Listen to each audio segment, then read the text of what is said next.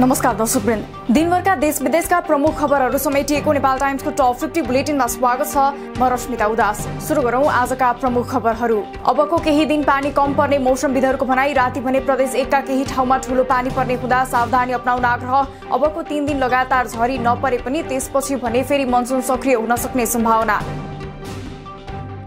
निरन्तरको वर्षापछि गए राति खसेको पहिरोले घर पुगिँदा अर्घाखाँचीमा एक बालिकाको ज्यान गयो, 3 जना घाइते। खानी संरक्षणका लागि बनाइएका संरचना वर्षेनी बाढी पहिरोको शिकार हुने गरेका कारण मुस्ताङको थाङ खोलाको नुन खानी संकटमा। पानी जमाउनका लागि बनाइएका संरचना भत्किएपछि नुन उत्पादन नहुने। काभ्रे पलाञ्चोकको कोशी पार स्थित चौरी देउराली 5 का 9 घर उच्च पहिरोको जोखिममा। बस्ती वरिपरि पहिरो गएका कारण 35-40 घर परिवारलाई अन्यत्र सार्न पनि नसकिने र ढुक्कका साथ बस्न पनि नपाइने अवस्था रहेको उल्लेख। पछिल्लो 24 घण्टामा 14,900 बढीमा गरिएको परीक्षणमा थप 2,052 जना नयाँ कोरोना संक्रमित थपिए। आजै 3,030 जना डिस्चार्ज। आज थप 20 जना सहित हालसम्म कोरोना संक्रमणबाट 10,770 जनाले ज्यान गुमाए। हाल देशभर 34,189 जना सक्रिय संक्रमित। गएको वैशाख 16 गतेदेखि जारी निषेधाज्ञाको स्वरूप परिवर्तन। सबै किसिमका व्यापार व्यवसाय सञ्चालन गर्न पाइने। भोलिदेखि चलचित्र हल, दोहोरी साँझ, डान्स बार लगायत पनि खुल्ने। अब उपत्यकामा भौतिक उपस्थितिमा विद्यालय सञ्चालनको हकमा 18 वर्षभन्दा मुनिका बालबालिकाहरूले खोप नलगाएकोले अझै केही समय रोक्ने निर्णय। विद्यालय सञ्चालनको जिम्मा पालिकालाई दिएकोले डिसिसिएमसीसँग समन्वय गरी सञ्चालन गर्न सक्ने। कोरोना संक्रमण दर कम भएपछि ताप्लेजुङमा पनि 4 महिनापछि निषेधाज्ञा हटाइयो। स्वास्थ्य सुरक्षाका मापदण्डलाई अनिवार्य पालना गर्नुपर्ने। मापदण्ड पालना नगरे जरिवाना तिराइने। कोरोना संक्रमण कम भएका ठाउँमा भौतिक उपस्थितिमा पठन पाठन सुरु हुन थाल्यो। काठमाडौँ उपत्यका बाहिर पनि केही ठाउँमा भौतिक उपस्थितिमै पठन पाठन हुँदै स्वास्थ्य मापदण्ड पालना अनिवार्य।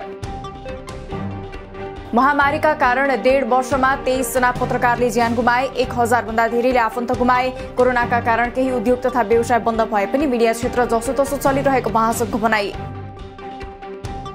आंशिक प्राध्यापक संघर्ष समितिको आन्दोलनप्रति नेपाल राष्ट्रिय आंशिक प्राध्यापक संगठनले जनाए समर्थन र ऐक्यबद्धता। त्रिवीमा प्राध्यापनरत आंशिक प्राध्यापकहरूद्वारा करिब 15 वर्षदेखि मासिक तलबको माग गर्दै पटक पटक आन्दोलन। दार्चुलाका जयसिंह धामी महाकाली नदीमा बेपत्ता भएको घटनामा भारतीय एसएसबीको संलग्नता रहेको छानबिन समितिको निष्कर्ष। प्रतिवेदनमा एसएसबीको संलग्नतामा पुनः अनुसन्धान गर्न र दोषीलाई कारबाही गर्न सिफारिस। पूर्व प्रधानमन्त्री झलनाथ खनाललाई विदेशमा गरिएको उपचार खर्च दिएको विषयमा सर्वोच्चद्वारा सरकारसँग लिखित जवाफ माग। न्यायाधीश ईश्वर प्रसाद खतिवड़ाको एकल इजलासले सरकारको नाममा कारण देखाउ आदेश जारी। सभामुख अग्निप्रसाद सापकोटा विरुद्धको मुद्दा आज बुधबार पनि हेर्न नभ्याइनेमा। कानून व्यवसाय हुँदा रिट निवेदकको पक्षबाट बहस गरेको हुनाले सापकोटा विरुद्धको मुद्दामा सुनवाई गर्न नमिल्ने रिट निवेदकको तर्क। सभामुख अग्निप्रसाद सापकोटा र निर्वाचन आयोग विरुद्ध एमालेद्वारा सर्वोच्चमा 3 रिट दर्ता। पार्टीले कारबाही गरेका सांसद र केन्द्रीय सदस्यको शनाखतका आधारमा दर्ता भएको समाजवादी पार्टीलाई खारेज गर्न माग। रिटको पेशी शुक्रबारका लागि तोकियो।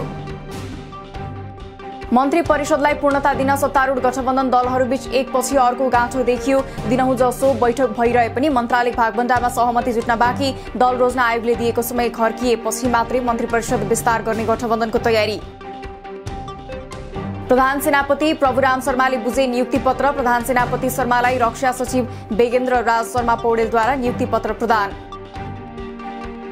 कांग्रेसको 14औं महाधिवेशनको कार्यतालिका अनुसार भदौ 18 गते देशभरका सबै वडामा अधिवेशन नहुने। वडा अधिवेशन सुरु हुन 2 दिन मात्र बाँकी हुँदा 56 जिल्लाको मात्रै क्रियाशील सदस्यता सार्वजनिक। क्रियाशील सदस्यता सम्बन्धी विवाद नटुङ्गिँदा 1 दर्जन भन्दा बढी जिल्लामा कार्यतालिका अनुसार वडा अधिवेशन नहुने। जति ठाउँमा तोकिएको मितिमा वडा अधिवेशन हुँदैन त्यहाँ निर्वाचन अधिकृतलाई नै नयाँ मिति तोक्ने अधिकार। उम्मेदवारी घोषणालाई कसैले पनि बार्गेनिङ टुलको रूपमा प्रयोग गर्न नहुने भन्दै आसन्न 14औं महाधिवेशनमा सभापतिमा उम्मेदवारी दिने कांग्रेस केन्द्रीय सदस्य कल्याण गुरुङको घोषणा। पार्टीलाई विधान अनुसार चलाउने र गुटबन्दी अन्त्य गर्ने प्रतिबद्धता।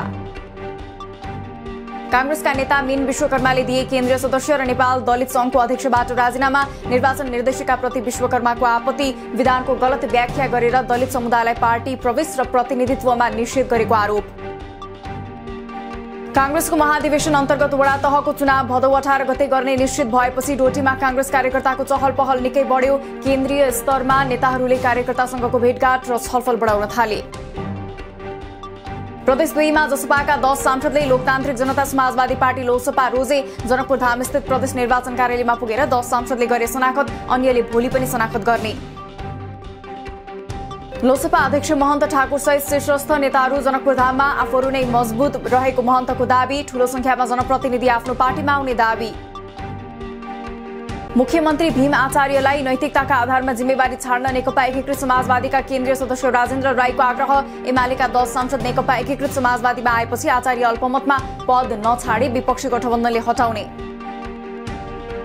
संविधान अनुसार चल्ने प्रदेश 1 का मुख्यमन्त्री भीम आचार्यको भनाई। समाजवादीका नेताहरूले राजीनामा मागे पनि तत्काल राजीनामा नदिने आचार्यको संकेत।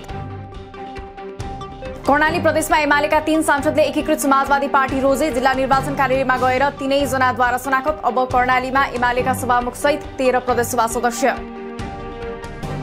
प्रमुख विपक्षी दल एमालेको अवरोधका कारण पटक पटक स्थगित हुँदै आएको लुम्बिनी प्रदेशसभाको बैठक भदौ 30 गतेसम्मका लागि पुनः स्थगित। आफूहरूको माग सम्बोधन नभएसम्म बैठक अवरुद्ध गर्ने एमालेको अडान।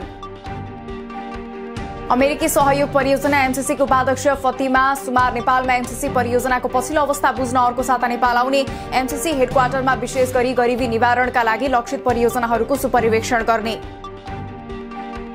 महामारीका बेला यात्रुको उद्धारका लागि खटिएका जहाजले चार्टर्ड उडानमा चर्को भाडा लिएको उड्डयन मन्त्रालयले गठन गरेको छानबिन समितिको अध्ययन सार्वजनिक। निर्धारित भाडाभन्दा बढी भाडा लिने कम्पनीहरूमाथि विस्तृत अनुसन्धान गरी कारबाही गर्न सुझाव। दिगो विकास लक्ष्य प्राप्तिका सम्भाव्य सबै वित्तीय स्रोत परिचालन गर्ने गरी आवश्यक नीतिगत व्यवस्था गर्न संसदीय समितिको सरकारलाई निर्देशन। जनताको स्वास्थ्यमा हुने व्यक्तिगत खर्च घटाउनका लागि आवश्यक पहल गर्न आग्रह। राष्ट्रसभा अन्तर्गतको विधायन व्यवस्थापन समितिद्वारा अनुगमन तथा मूल्याङ्कन विधेयक 2076 पारित। विधेयकले अनुगमन तथा मूल्याङ्कन गर्ने निकायहरू तोक्ने र अनुगमन तथा मूल्याङ्कनको आधार र मापदण्डहरू तोक्ने काम गरेको उल्लेख। सरकारी कार्यालयहरूको आधिकारिक वेबसाइट निर्माण तथा व्यवस्थापन सम्बन्धी निर्देशिका 2078 जारी। सरकारी वेबसाइटले प्रचलित कानून बमोजिम गोपनीयता राख्नुपर्ने, कार्यालयको पदाधिकारी र ठेगाना परिवर्तन भएको 24 घण्टाभित्र अद्यावधि गर्ने लगायतको व्यवस्था। 5 वर्षीय बालकलाई अप्राकृतिक मैथुनकरणी गरेर फरार रहेका 1 किशोर गोकुल गंगा गाउँपालिका 5 नामाडी साल बोटेका 19 वर्षीय दिपेश खड्का पक्राउ परेका खड्कामाथि थप अनुसन्धान हुँदै। सरकार र निजी क्षेत्रको सहकार्यबाट देशको अर्थतन्त्रलाई फेरि चलायमान बनाउनु पर्ने प्रधानमन्त्री शेरबहादुर देउवाको भनाई। उत्पादन भएका सामान बजारसम्म पुग्न नसकेको वर्तमान परिवेशमा सरकारले बजारीकरणलाई विशेष प्राथमिकता दिने उल्लेख। अबको 10 वर्षमा युवा पुस्ताले देश विकास गर्नुपर्ने बाध्यता रहेको अर्थमन्त्री जनार्दन शर्माको भनाई। अबको 1 दशक देश विकासका लागि समय ननिकाल्ने हो भने वृद्धावस्थामा देश विकास गर्छु भनेर पनि नसकिने धारणा व्यक्त। महामारीका कारण संकटमा रहेको होटल उद्योगलाई राज्यको संरक्षण आवश्यक रहेको व्यवसायीहरूको भनाई। होटल उद्योगले भोगिरहेको समस्या र अति प्रभावित यस उद्योगलाई संरक्षण गर्न व्यवसायको अर्थमन्त्रीलाई अनुरोध। हिजो मंगलबार 69 अंकले घटेको शेयर बजार आज बुधबार भने 1.14 अंकले बढेर 2976.98 बिन्दुमा पुग्यो। आज 9 अर्ब 35 करोड रुपैयाँको शेयर कारोबार। लामो समयदेखि बन्द चिडियाखाना गत साउनदेखि सञ्चालनमा आए पनि मानिसहरू घुम्न ननिस्किनाले आर्थिक आमदानी कम हुँदा जनावरहरूलाई खाद्यान्नको व्यवस्था गर्न धौधौ। मुख्य आय टिकट बिक्रीबाट हुने गरेकोमा स्रोत नै बन्द भएपछि चिडियाखाना समस्यामा। नेपाल र भारत बीचको मैत्रीपूर्ण फुटबलका लागि कोरोना विरुद्धको पूर्ण खोप लगाइसकेका वा पीसीआर नेगेटिभ आएकालाई मात्र दोस्रो रङ्गशालामा प्रवेश दिने एन्फाको भनाई। 5100 दर्शक प्रवेशका लागि सरकारसँग एन्फाले माग्यो स्वीकृति। भारत विरुद्धको खेल जित्नकै लागि खेल्ने राष्ट्रिय फुटबल टोलीका मुख्य प्रशिक्षक अब्दुल्ला अलमुताईको भनाई। त्रिपुरेश्वरमा रहेको दोस्रो रङ्गशालामा भोलि नेपालले भारतसँग पहिलो मैत्रीपूर्ण खेल खेल्दै। आमाको प्रेरणाले आफू फुटबलमा आएको भारतीय फुटबल टोलीका कप्तान सुनिल छेत्रीको भनाई। फुटबल खेल सकिएपछि मिलेको खण्डमा नेपालमा भएका आफन्तलाई भेट्ने कोसिस गर्ने उल्लेख। भारतको उत्तर प्रदेशका केही जिल्लामा 1 हप्ता भन्दा बढी समयदेखि फैलिएको पहिचान नखुलेको रोगका कारण 50 भन्दा धेरैको मृत्यु। ज्यान गुमाउनेमा धेरै बालबालिका। अस्पताल भर्ना भएकाहरूमा कोरोना संक्रमण भने नदेखिएको उल्लेख। अफगानिस्तानबाट आफ्ना सैनिकलाई फिर्ता गरेको निर्णयको अमेरिकी राष्ट्रपति जो बाइडेनद्वारा बचाउ। अफगानिस्तानमा लामो समय बस्नुको अब कुनै महत्व नरहेकाले सेनालाई फिर्ता बोलाएको उल्लेख। अफगानिस्तानमा आफ्ना नागरिक र आफूलाई सहयोग गर्नेहरू बेलायतमा स्थायी रूपमा बस्न पाउने बेलायतको घोषणा। पलायन भएर आफ्नो देश आएकाहरूले नयाँ सिराबाट जीवन सुरु गर्न सक्ने उल्लेख। अफगानिस्तानमा रहेका आफ्ना नागरिकको सुरक्षित उद्धारका लागि तालिबानसँग वार्ता भइरहेको बेलायतको भनाई। बेलायती अधिकारी र तालिबानका सदस्यबीच कतारको दोहामा वार्ता जारी। तालिबानलाई अन्तर्राष्ट्रिय समुदायले प्रतिबन्ध लगाउँदा अस्थिरता झन बढ्न सक्ने कतारका विदेश मन्त्रीको चेतावनी। अफगानिस्तानको सुरक्षा र सामाजिक आर्थिक मुद्दामा तालिबानसँग जोडिन सबैलाई आग्रह। अफगानिस्तानबाट अमेरिकी सेना पूर्ण रूपमा फिर्ता भएको केही घण्टामा नै भारत र तालिबान प्रतिनिधिबीच पहिलो पटक वार्ता। अफगानिस्तानको भूमि आफू विरुद्ध प्रयोग नहोस् भनी भारतीय पक्षको आग्रह।